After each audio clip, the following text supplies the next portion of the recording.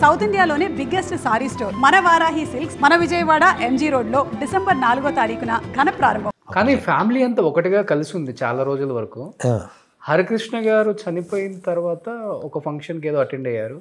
మీ ఫ్యామిలీకి నేనున్నాను, నాన్న పొజిషన్లో నేనున్నాను అని చెప్పేసి ఇటు పక్క కళ్యాణ్ రామ్, ఇటు పక్క ఎన్టీఆర్, మిడిల్లో బాలకృష్ణ గారు, ఆ కథానాయకుడు మహానాయకుడు సినిమా టైంలో.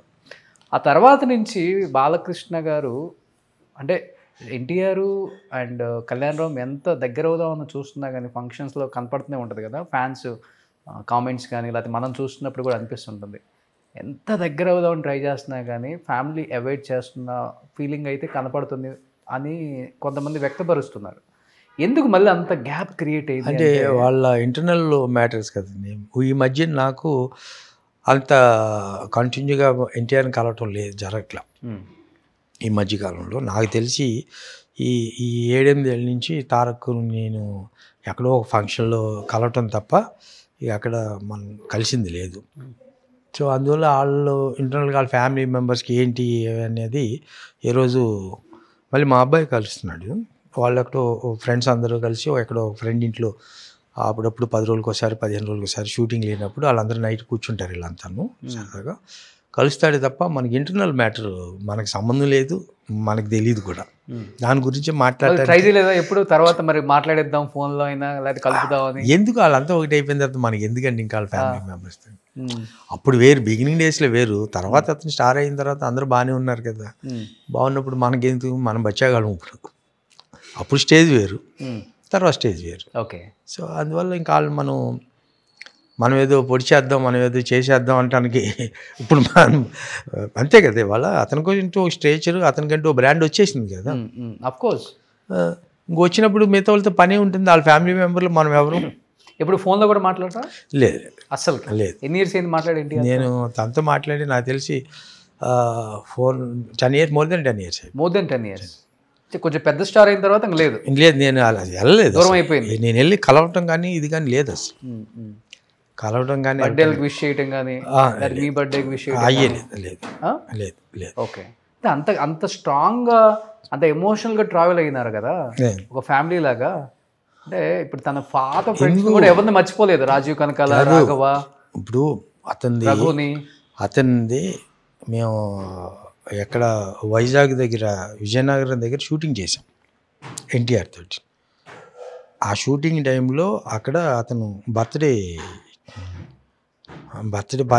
బర్త్డే జరిగింది ఓ రోజు. ఆ రోజు షూటింగ్లో ఉండగా బర్త్డే జరిగితే మొత్తం ఎంటైర్ యూనిట్ అందరికీ బట్టలు తెప్పించి అతని చేతుల మీదుగా అందరికీ ఇప్పించే యూనిట్కి అందరికీ అతను బర్త్డే పార్టీ కింద. ఓకే. ఎన్ని కోట్లు పెట్టి తీసారు సార్ అల్లరి రాముడు? అరౌండ్ 7 crores అంతే. 7 crores. అప్పుడు 7 crores. ఎంత కలెక్ట్ చేసి ఉంటుంది అప్పుడు? నాకు అది ప్రాఫిటబుల్ ప్రాజెక్ట్. ఆనెస్ట్గా నాకు హిట్ అయింది కాబట్టి సినిమా. ఎంత ఇచ్చారు రెమ్యునరేషన్ ఎన్టీఆర్కి? 25 lakhs. సో అప్పుడు 25 lakhs తీసుకుంటున్నారు. అప్పుడు మరి ఆది సూపర్ హిట్ అయింది. స్టూడెంట్ నెంబర్ 1 సూపర్ హిట్ అయింది. తర్వాత మన సినిమా. ఓకే. కానీ ఎక్కడో జాతకం చూపించారంట, అది ఎప్పుడైనా సీఎం అవుతారు తప్పకుండా. అది ఆ సినిమా చేసేటప్పుడు అసలు ఇతను ఏదో స్పార్క్ కనపడుతుంది, ఏమీ లేకుండా గబుక్కుని కనపడదు. సరే ఒకసారి చూపిద్దామని చెప్పి ఆ డేట్లు టైమింగ్స్ అన్నీ తీసుకుని చూపించా. పాలకుల్లో మా ఊళ్ళోని చూపించా.